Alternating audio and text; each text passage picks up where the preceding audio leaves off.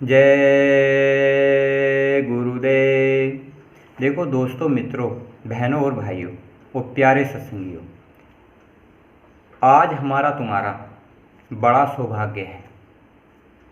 परम संत बाबा जय गुरुदेव ने एक मंदिर इतना विशाल, इतना अच्छा और एक मनोकामना पूर्ण करने वाला मथुरा में बनवा दिया।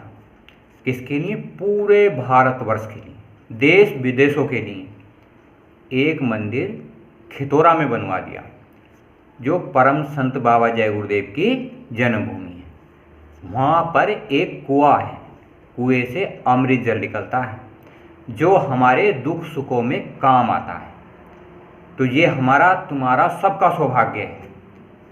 किसी भी मानव इतिहास के आदमी को, किसी भी मनुष्य को कोई भी दुख सुख हो तो आप एक मनोकामना का लाभ मथुरा में जाके ले सकते हैं। पर बाबा जी ने कहा था, बच्चों मेरे तुम 3 काम करना।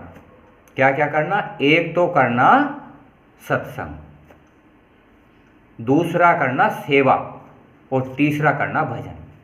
अगर आप इस दुनिया में आकर, सत्संग के दायरे में आकर आप चालाकी दिखाते हो, बुद्धिमानी दिखाते हो या ज्ञान दिखाते हो, तो आपको ना मोक्ष मिलेगा, ना मुक्ति मिलेगी और ना ही आज़ादी मिलेगी। तो मेरी आपसे हाथ जोड़कर प्रार्थना है कि आप सत्संग करिए, अपनी आत्मा का कल्याण करिए। आप भगवान को देखिए जिस प्रकार आप अपने घर परिवार को देखते हैं। देखो, जिस प्रकार हमें ये दुनिया दिखती है, उसी प्रकार अंतर्दृष्टि में यहाँ ध्यान लगाओगे तो नूरी सृष्टि चमकती है। परमात्मा ने अपनी जैसी सृष्टि सेम वैसे ही सृष्टि बनाई है, और परमात्मा ने अपने शकल पर ये इंसान बनाया है, इसलिए इसे हरि मंदिर कहा है भगवान ने, परमात्मा ने। तो आज हमें तुम्हें सबको इस हरि मंदिर में भगवान को योग साधना से देखने की ज़रूरत है। ये इतना आसान है। मैं आपको बाबा जी की कही हुई एक प्रार्थनाएं बताता हूँ, और प्रार्थनाओं से जो सुबह शाम करते हैं उन्हें अपार शक्ति मिलती है और लाभ होता है। युक्ति से मुक्ति है। करूँ वंदना मैं तेरी हो जग के रचने वाले। कौन किससे प्रार्थना कर रहा है? मन कर रहा है। किससे कर रहा है? कुल मालिक से, परमात्मा से। करूँ वंदना मैं तेरी वंदना करूँ, प्रार्थना करूँ, आरती करूँ। किसकी? जग के रचने वाले, जिसने ये सारा संसार रचा है। आपने देखा नहीं, मन बहुत लुभायमान होता है, नर नारियों से कितनी मोहता रखता है, घर परिवार से कितनी मोहता रखता है। जब तो भी करूँ वंदना मैं तेरी जग के रचने वाले, मैं तेरी वंदना करता हूँ, प्रार्थना करता हूँ जग के रचने वाले। तो मन करता है प्रार्थना किससे? परमात्मा से। ज्योति स्वरूप तुम हो, तम को हटाने वाले। यानी कि जो हमारा मन है वो कैसा है? ज्योति स्वरूप, जो भगवान का तत्व है, जो 3 लोक का मालिक है, उसका रूप कैसा है? ज्योति स्वरूप। और हमारे मन का रूप कैसा है? ज्योति स्वरूप। तो तम को हटाने वाले यानी कि दुख और सुख दोनों को हटाने वाले। तो वो कैसा है कि आप नॉर्मल हो जाओगे, दुख का भी इस्तेमाल करोगे और सुख का भी इस्तेमाल करोगे, पर आप उसके दर्शन करते रहोगे। जिस प्रकार अपने घर परिवार के सदस्यों के दर्शन करते हो और उनसे प्रेम भी करते हो, उसी प्रकार आप भगवान को देख सकते हो, साफ साफ, बिल्कुल स्पष्ट। इस संसार में तो धुंधलापन हो सकता है, उस संसार में कोई धुंधलापन नहीं, बिल्कुल साफ, निर्मल और पवित्र, एकदम स्पष्ट। जिस प्रकार आँख खोलकर हम ये संसार देखते हैं, उसी प्रकार यहाँ ध्यान लगाकर ऊपर की नूरी सृष्टि साफ साफ नजर आती है। जो यहाँ है वही वहाँ है, वहाँ ओरिजिनल है और यहाँ नकली है। नकली के मालिक निरंजन भगवान है, असली के मालिक पूर्ण परमात्मा शब्द स्वरूपी। जब तो कबीरदास ने कहा था, 2.5 अक्षर प्रेम का पढ़े सो पंडित हो। 2.5 अक्षर जो पढ़ लेता है, शब्द आवाज, शब्द स्वरूपी संग है, कभी न होते दूर, और धीरज रखिए मन में दिखेगा सतनूर। तो ये शब्द की महिमा है, वेद वाणी की महिमा है, आकाश वाणी की महिमा है। आप जिस नाम से भी किसी धर्म के आदमी पुकारो या कलमा पुकारो, ये आपकी इच्छा के ऊपर निर्भर है, पर वो सभी धर्मों का मालिक एक ही है, जिसे हम खुदा, वाहेगुरु, अल्लाह, गॉड जिस नाम से भी पुकारते हैं, वो सबका एक है। हमें उसकी साधना करनी चाहिए। धार्मिक ग्रंथ, देवी देवताएं सभी धर्मों के बहुत होते हैं, वो हमारे सुख चिंतक हैं। हमें उनसे प्यार करना चाहिए। साधना एक मालिक की करनी चाहिए। शरीर होता है, मन रोता है अगर हम किसी की साधना करते हैं। अगर आपको सबकी साधना करोगे तो आपका इतना बड़ा जीवन नहीं है, क्योंकि 100 वर्ष का जीवन मिला है, 70 वर्ष का जीवन मिला है। इतने धार्मिक ग्रंथ हैं, आप उन्हें पढ़ नहीं सकते, वहाँ जा नहीं सकते। धार्मिक ग्रंथ मन को शांति देते हैं, आत्मा को शांति देते हैं, पर मोक्ष मुक्ति नहीं देते। मोक्ष मुक्ति अलग होती है, शांति अलग होती है। घर परिवार में चाहे कितने भी सुख मिल जाएं और कितने भी दुख मिल जाएं, आखिर में तो हमें जाना ही है। क्यों ना हम इसी प्रकार उस भगवान और परमात्मा को जीते जी घर चले जाएं। आज इस कलयुग में बड़ा आसान है। पट घट के खोल दीने गुरु ज्ञान हमको देकर। हमारा पट है, घर है, द्वार है, यहाँ पे है। पट घट के खोल दीने, इसमें हमें भगवान दिखाई नहीं देता। हम चाहे कितनी भी संगतों में जाएं, कितनी भी धार्मिक पाठ पढ़ें, कितनी भी गीता कुरान का पाठ पढ़ें, पर वो भगवान हमें दिखाई नहीं देता। कोई ना कोई कारण तो जरूर रहा होगा। तो हम परमात्मा से पुकारते हैं, परम संत जय गुरुदेव बाबा से, पट घट के खोल दीने गुरु ज्ञान हमको देकर। ऐसा ज्ञान हमें दे दीजिए जो हमारे पट के द्वार खुल जाएं और वो भगवान साफ साफ नजर आ जाए, जिस प्रकार हम अपने घर परिवार के सदस्यों को देखते हैं। करें ध्यान हम तुम्हारा वो दुख से छुड़ाने वाले। हम तुम्हारा ध्यान करें, भजन करें, सुमरन करें, वो दुख से छुड़ाने वाले। हे निरंजन भगवान, जो दुख और सुख का मालिक है, जिस प्रकार गीता में कृष्ण जी ने कहा था, शुभ अशुभ कर्म फलदाता। जो भगवान है, जो 3 लोक का मालिक है, वो सुख और दुख देने वाला है। सृष्टि सुजर सजीली सिरजी है कैसे तुमने। भगवान काम, क्रोध, लोभ, मोह, अहंकार, रजोगुण, तमोगुण, सतोगुण, ये सारी सृष्टि की पूरी कायनात के मालिक हैं। हम जो भी काम करते हैं इन्हीं गुणों के अनुसार करते हैं। उससे आगे का हम कुछ न देखा है, न हम जानते हैं। ये सारी सृष्टि के भगवान के अधीन हैं 8 तत्व। तो अगर हम तो इन्हीं तत्वों से सारी सृष्टि कायनात है।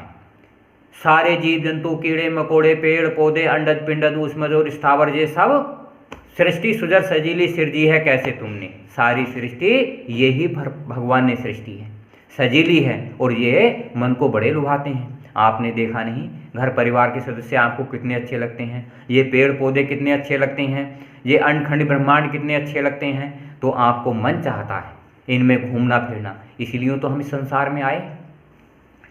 सारे पदार्थ जग में मन को लुभाने वाले। आपने देखा नहीं, सारे पदार्थ जितने भी हैं वो सबको मन को लुभाते हैं, मन को प्यारे लगते हैं, मन उनमें मोहित होता है, मन बार बार उनके बारे में सोचता है। देखो दोस्तों और मित्रों, अगर आप सृष्टि के सब नियमों का पालन करिए, नियम के पालन करते अनुसार जिस प्रकार सूर्य टाइम से निकलता है और टाइम पे छिप जाता है, उसी प्रकार इस सृष्टि के कानून और कायदों का आप नियम पूर्वक पालन करिए। आप सृष्टि का इस्तेमाल करिए नियम और कायदों के अनुसार। अगर आपने सृष्टि से छेड़छाड़ की, नुकसान बिगाड़ करा, तो आपको दंड देगा। जिस प्रकार भगवान ने ये जीव जंतु बनाए हैं, आप उन्हें काटोगे, मारोगे, खाओगे तो भगवान आपको छोड़ देगा, वो आपको दंड देगा। तुम बताओ। तो आप शाकाहारी हो जाइए। शाकाहारी हो जाओगे तो बीमारी से बच जाओगे और आपके आत्मकल्याण में भी सहयोगी होगा। जब आप शाकाहारी हो जाओगे तो आप किसी सत्संग की, किसी महात्मा की, किसी के संत के, सदगुरु की खोज करोगे। अगर आप मांसाहारी रहोगे तो आपकी बुद्धि काम नहीं करेगी, मन आपका काम नहीं करेगा और शरीर भी आपका काम नहीं करेगा। आकाश भूमि भूधर नक्षत्र शशि दिवाकर। आकाश आपने देखा नहीं, ये आकाश किसने बनवाया है, भूमि किसने बनाई है, नक्षत्र शशि दिवाकर, ये नक्षत्र जो बनाए हैं। जितने पंडित होते हैं नक्षत्र देखते हैं कैसे शुभ हैं अशुभ हैं। तो शशि दिवाकर, शशि माने चंद्रमा, सूर्य, ये किसने बनाए हैं, ये उस भगवान ने बनाए हैं जो सभी धर्मों का एक है। आज हमें इस कलयुग में उस भगवान की, उस परमात्मा की साधना करने का अवसर मिला है। ये सबके सब हैं तेरी महिमा जताने वाले। ये संसार में हम जानते हैं कोई विश्वास नहीं करता कि भगवान है भी या नहीं है, कि मिलता है या नहीं है, पर ये देखता है यार ये सृष्टि कैसे चल रही है, ये मौसम कैसे बदल रहे हैं, तो कोई ना कोई कारण तो जरूर है दोस्तों। मैं आपसे चाहता हूँ कि आप जो सृष्टि बनाने वाला है आज इस कलयुग में आसान है, आप उसे प्राप्त कर सकते हो। पर कहाँ प्राप्त कर सकते हो? मथुरा जाके, खितौरा जाके और किसी साध की संगत में। आपको विशेष 3 बातों का ध्यान रखना चाहिए। साध वो होना चाहिए जो पहुँचा हुआ होता है, जिसके 4 लोग पार जाता है। उसकी साधना करने से गुरु महाराज की दया दृष्टि दिखती है। अगर कोई साध ऊपर के लोकों में आता जाता नहीं और वो उससे आप कुछ भी दीक्षा लोगे तो उसका लाभ फायदा नहीं करेगी। दुनिया के ताप दोषों से मुक्त बस वही है। दुनिया के ताप दोषों से मुक्त बस वही है। ये दुख हैं, ये सुख हैं, वही आदमी मुक्त है जो किसी सद्गुरु के, गुरु के और साध की संगत में जाता है। वो इन्हें आराम से झेल लेता है। परम संत बाबा जय गुरुदेव ने कहा था, बच्चों अपनी कमाई का दशमांश देना। अगर दशमांश आप दोगे तो आपको 10% ही कर्म भोगने पड़ेंगे, क्योंकि हम भगवान की सृष्टि में हैं।